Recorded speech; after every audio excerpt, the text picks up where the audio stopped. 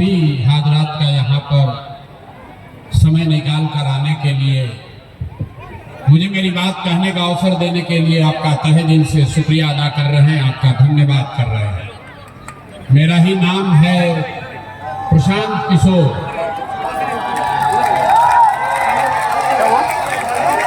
मेरा ही नाम है प्रशांत किशोर। हम नेता नहीं हैं, नेता नहीं है, बिहार के एक साधारण परिवार के लड़के हैं। हमारे बाबा इसी बिहार में बैलगाड़ी चलाते थे, मजदूर थे। बाबूजी हमारे सरकारी डॉक्टर थे। यही गांव के सरकारी विद्यालय से पढ़कर हमने अपना जीवन शुरू किया है। माता पिता का आशीर्वाद है, ऊपर वाले की कृपा है, जीवन में कुछ हासिल कर लिए हैं। लोग बताते हैं कि पिछले 10-12 साल में हमने जिसको भी सलाह दिया, जिसको मशवरा दिया, जिसका हाथ पकड़ लिया, वही आदमी जीत के राजा हो गया।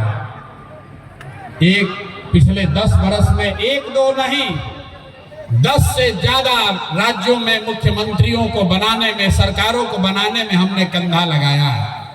लेकिन 3 बरस पहले हमने उस काम को छोड़ दिया। आप पूछिएगा कि जिस काम को करके इतना नाम, पैसा, शोहरत कमाए हैं, वो काम छोड़कर बिहार में गली गली क्यों पैदल घूम रहे हैं? काम को इसलिए छोड़ा कि 10 बरस बड़े बड़े दल और नेताओं को जिताकर देखा। नेता और दल के जीतने से जनता का जीवन नहीं बदलता। ये आपको हमको लगता है कि हमारा दल जीत गया, हमारा नेता जीत गया, हमारा जाति वाला जीत गया, हमारा झंडे वाला जीत गया। मेरे भाई, जो जीत गया वो जीत के हेलीकॉप्टर पर गया, और आप और आपके बच्चे जहां थे वहीं रह गए। मुझे ये अनुभव हुआ कि अगर ऊपर वाले ने मुझे ये बुद्धि, शक्ति, सलाहियत दी है, जिसको सलाह देते हैं उस आदमी का जीवन बन जाता है। तो ये तय किया कि दल और नेता को तो बहुत सलाह दे दिए, एक बार चल के बिहार की जनता को सलाह देते हैं, ताकि आपका जीवन भी बदले और आपके बच्चों का भी जीवन सुधरे। इसलिए इस अभियान को शुरू किया।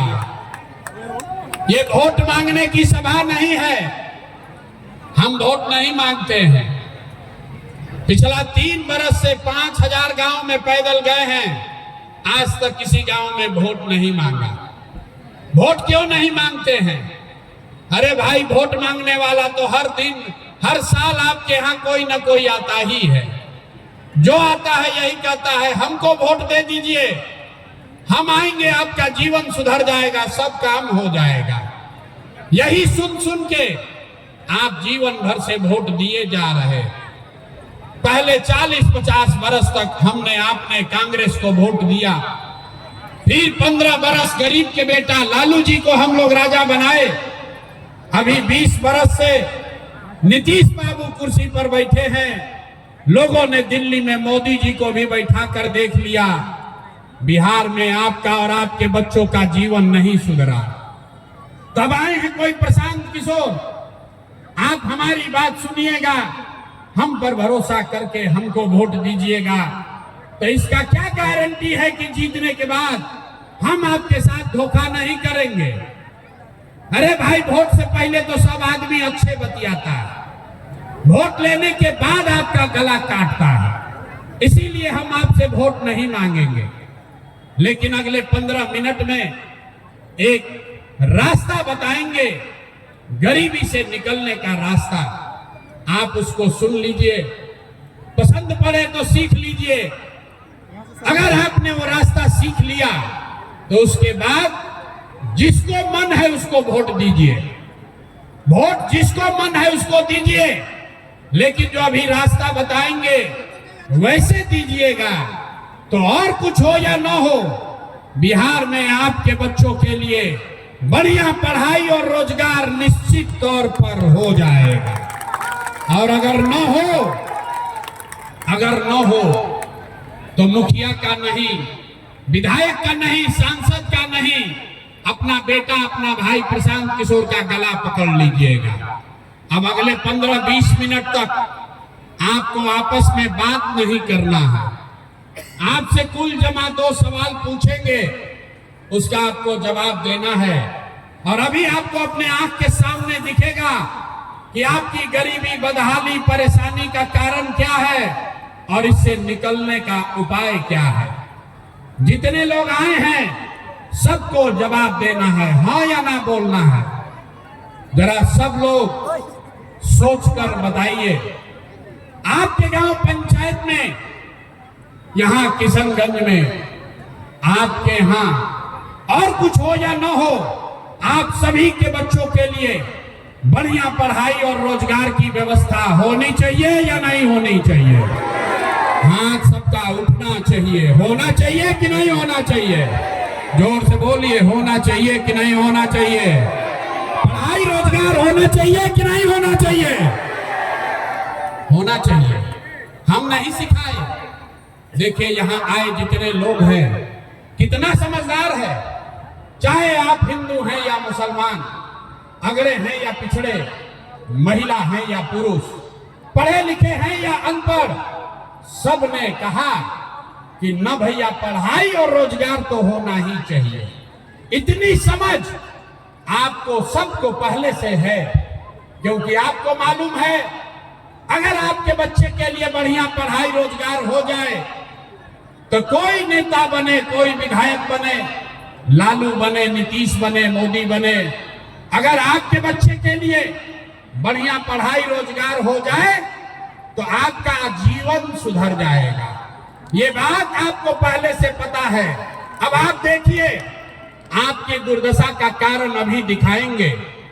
सब लोग जरा अपने अपने बच्चों का चेहरा याद कर लीजिए।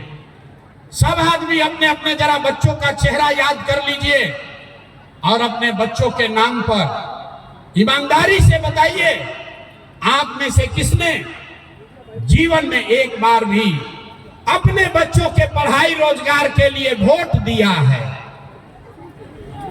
देखिए यहाँ की जनता का हालत देखिए। चुप, कितना जोर से बोले हैं, ए भैया पढ़ाई और रोजगार होना चाहिए। अरे भाई, आप लालू नीतीश को गाली दे रहे हैं, नेता अफसर को दोषी बता रहे हैं। आपने तो अपने बच्चों के पढ़ाई रोजगार के लिए वोटे नहीं दिया। अब कोई खड़ा होकर कहेगा कि ए भैया हम लोग से तो कोई पढ़ाई रोजगार के लिए वोट मांगने आया ही नहीं। और इसका क्या गारंटी है कि अगर पढ़ाई रोजगार के लिए वोट देंगे तो हमारे बच्चों को पढ़ाई रोजगार मिलेगा? वोट हम लोग किसको दें? लालू को दें कि नीतीश को, मोदी को दें कि जनसुराज को? हम आपको बता रहे हैं, जिसको मन है उसको वोट दीजिए। अभी 2 मिनट में जादू दिखेगा कि आपके बच्चों को पढ़ाई रोजगार कैसे मिलेगा। पूरे बिहार में आप जरा, अब हम गिनवा, आपको दूसरे सवाल का जवाब देना है, उसके बाद आपको जादू दिखेगा। जरा सब लोग सोच के बताइए, आज तक आपने जिन नेताओं को वोट दिया उन नेताओं ने आपके और आपके बच्चों के लिए कुछ काम किया है कि नहीं किया है? हाथ उठाकर बताना है, नेताओं ने आपके बच्चों के लिए काम किया है कि नहीं किया है? हाथ उठाकर बताइए, तबे आगे बढ़ेगा बात। अरे किया है कि नहीं किया है? हाथ उठाइए और बोलिए, किया है कि नहीं किया है? नहीं किया है, नहीं किया है ना?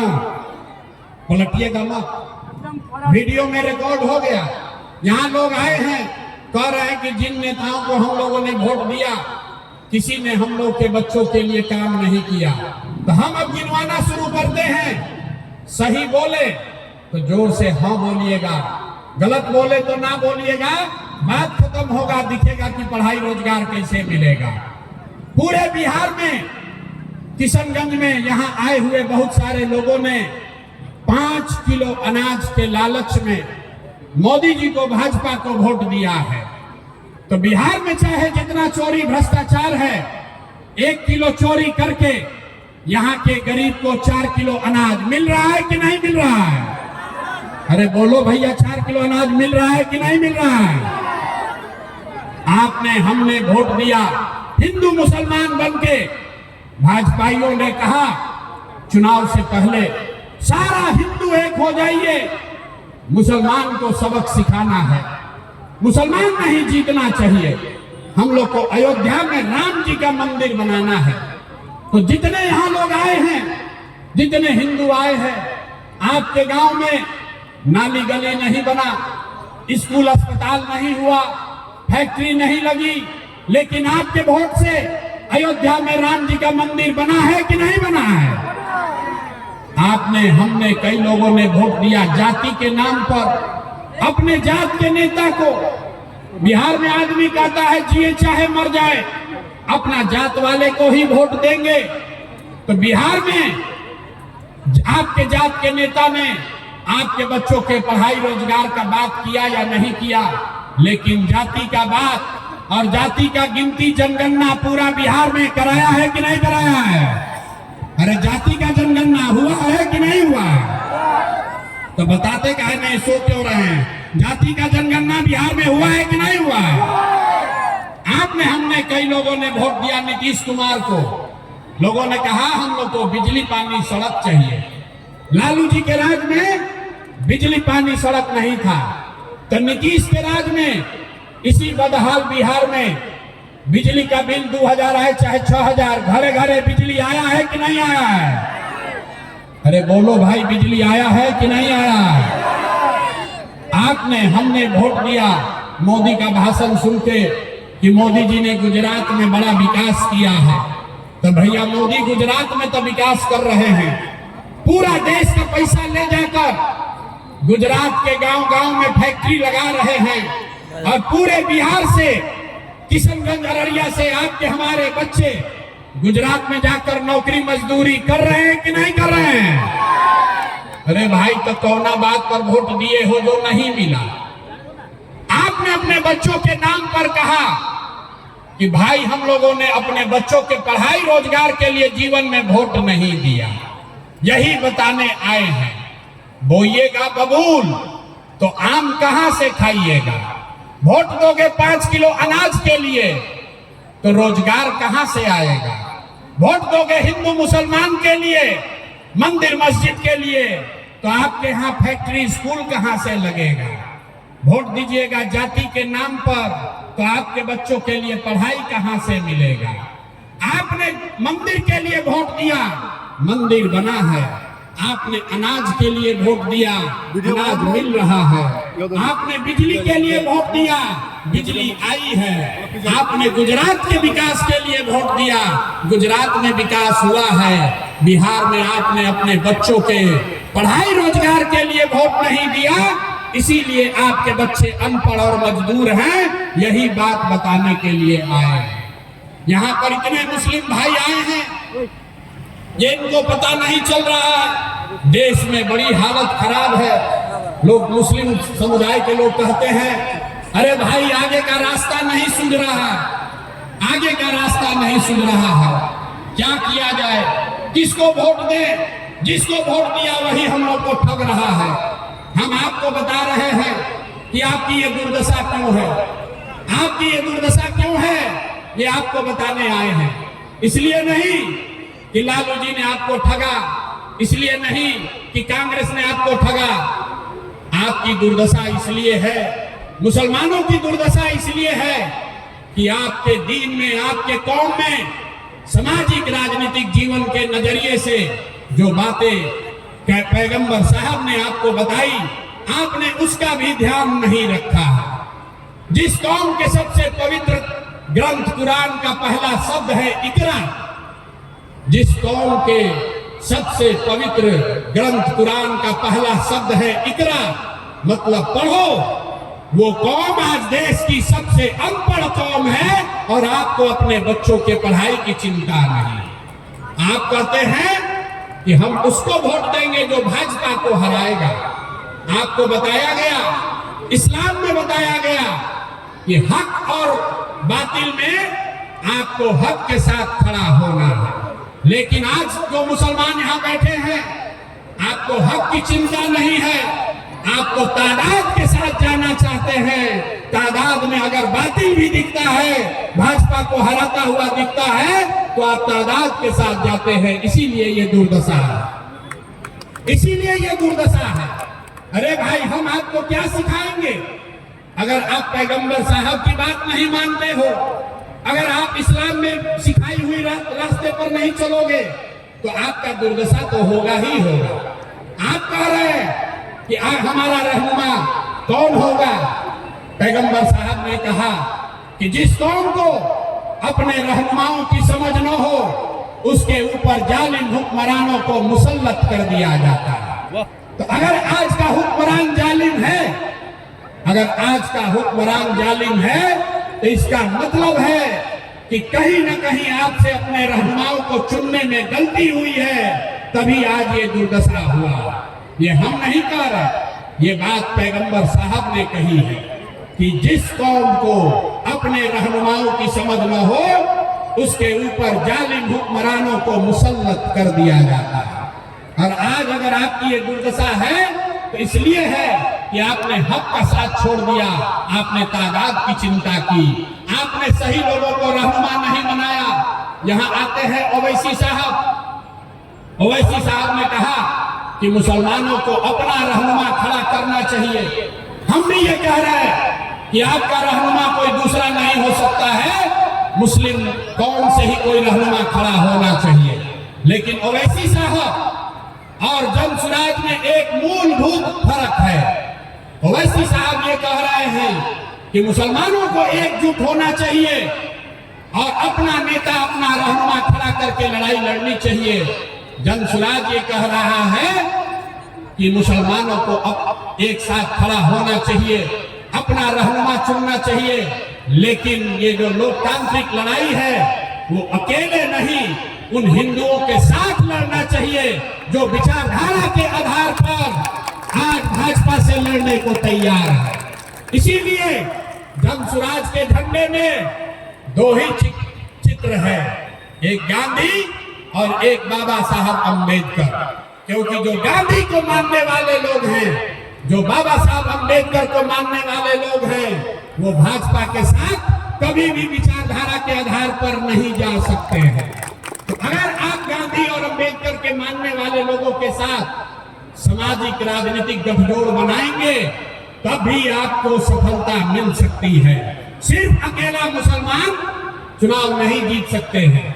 अगर आपको चुनाव जीतना है, इस देश में अपनी स्थिति फिर से बेहतर करनी है, तो उन हिंदुओं के साथ चलना होगा जो विचारधारा के आधार पर सेकुलर हैं, सांप्रदायिक शक्तियों से लड़ना चाहते हैं। उन हिंदुओं के साथ चलोगे तभी आपका भला होगा। और वो हिंदू को पहचानने का एक ही उपाय है, जो भी गांधी और अम्बेडकर को मानने वाला हिंदू है, वो सांप्रदायिक नहीं हो सकता है। यही सबसे बड़ी पहचान है। जब भी आपको लगे कि सारा हिंदू भाजपाई हो गया, तो एक आंकड़ा दे रहे हैं, याद रखिए, इस देश में 80% हिंदू रहते हैं। इस देश में 80% हिंदू रहता है और पूरे देश में भाजपा को 35% वोट मिला है।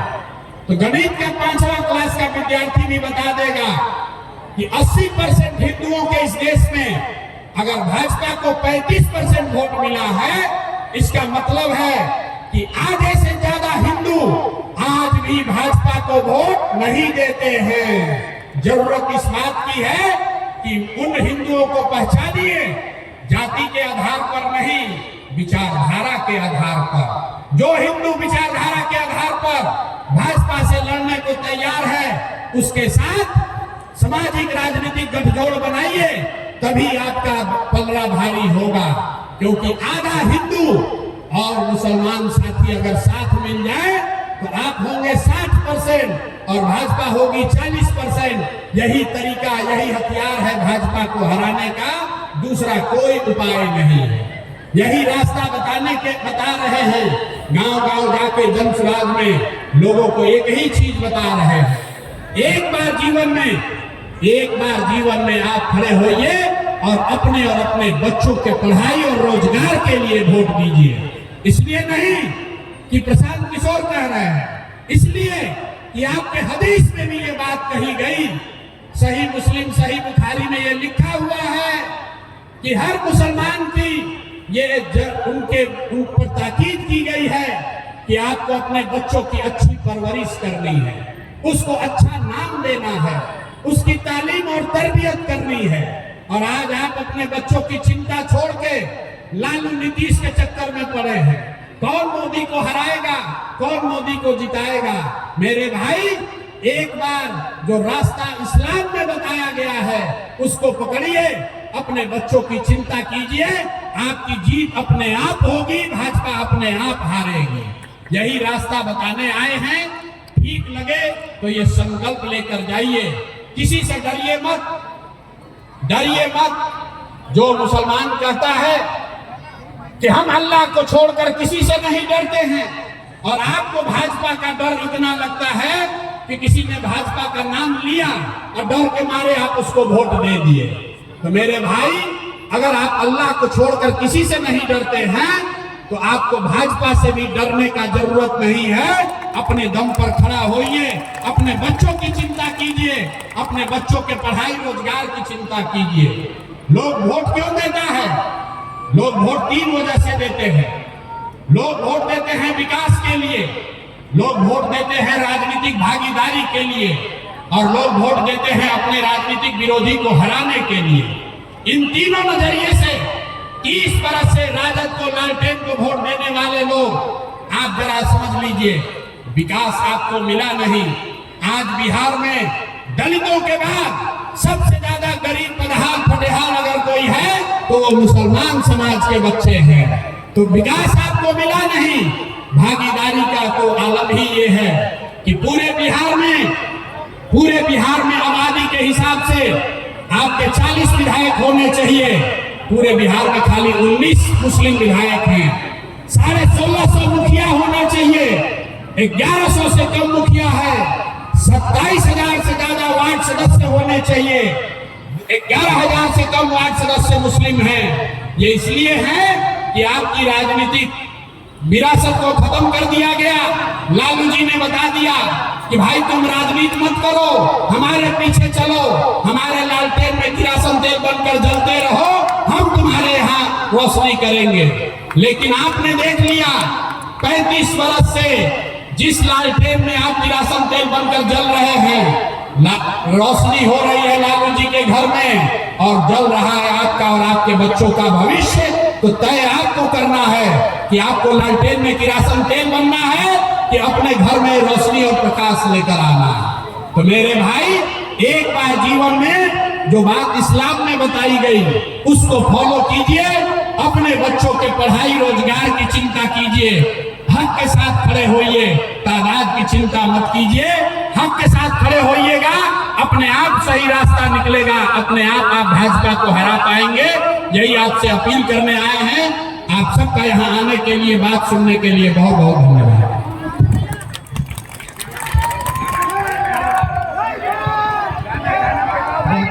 जय बिहार, जय बिहार।